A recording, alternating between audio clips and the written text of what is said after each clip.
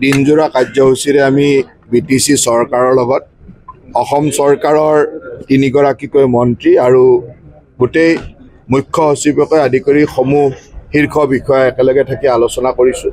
আপোনালোকে জানে যে বিটিচিত বহুকেইটা নতুন প্ৰকল্পৰ কাম আৰম্ভ হ'বলৈ গৈ আছে।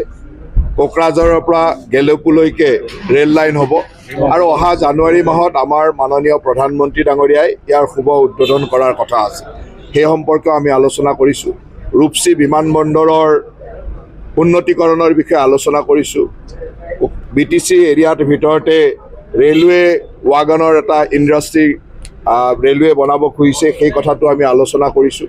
বা বিভিন্ন যি ধৰণৰ আৰ্মিৰ কিছুমান ব্যৱস্থা আছিল, আৰ্মিৰ ফায়াৰিং ৰেঞ্জৰ কিছু মাটিৰ সমস্যা ইত্যাদি আছিল, এই কথাবিলাক আমি আলোচনা কৰিছোঁ।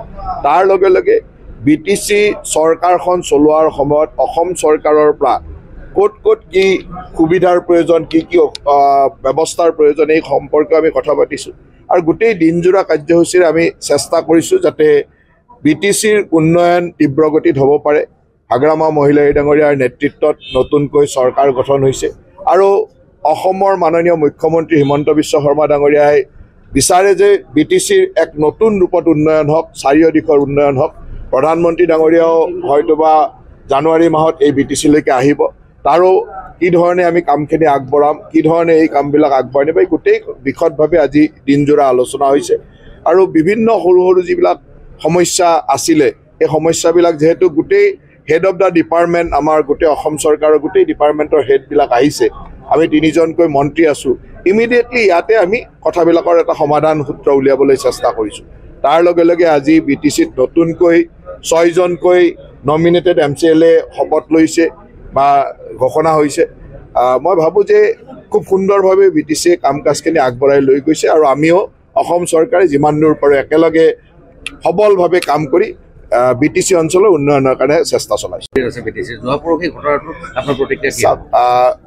এনেকুৱা ধৰণৰ ঘটনা ক'তোৱে হ'ব নালাগে। এনেকুৱা ধৰণৰ ঘটনাই আমাৰ উন্নয়নক বাধা হিচাপে লয়।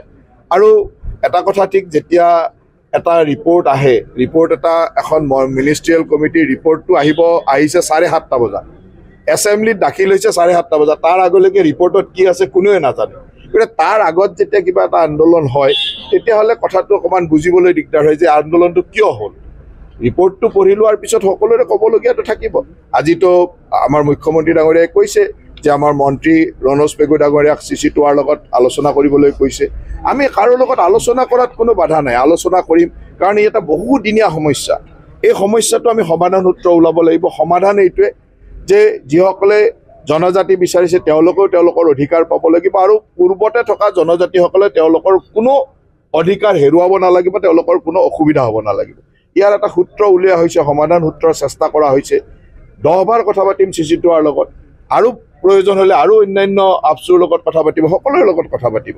গতিকে এই কথা বতৰাবিলাক পতাৰ সলনি যদি এনেকুৱা ধৰণৰ পৰিৱেশ হয়, তেতিয়া এই যি অসমত যে এটা শান্তিৰ পৰিৱেশ, বিটিচিত যে এটা শান্তিৰ পৰিৱেশ, এইবিলাক বিঘ্নিত হয়, উন্নয়ন বিঘ্নিত হয়। গতিকে আমাৰ আগ্ৰহ এটাই থাকিব যে আৱেগ সকলোৰে আছে আৰু সকলোৱে মিলি আমি অসমৰ প্ৰতিটো জাতি জনগোষ্ঠীয়ে সকলোৰে আৱেগ অনুভূতি শ্ৰদ্ধা জনাই আমি কামটো কৰিব লাগিব।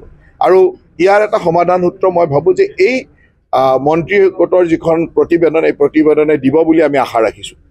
যাৰ যি আক্ষেপ আছে, কিবা অভিযোগ আছে, ক'বলগীয়া আছে, সকলোৰে কথা শুনিবলৈ আমি প্ৰস্তুত আছোঁ। কিন্তু তাৰ বিপৰীতে এনেকুৱা ধৰণৰ যি কাম আমি কৰিব নাপায়, তেনেকুৱা কাম কৰিলে আমাৰ সকলোৰে মনত কষ্ট হয় আৰু সেইটো সকলোৱে নকৰিব বুলি আশা ৰাখিছোঁ।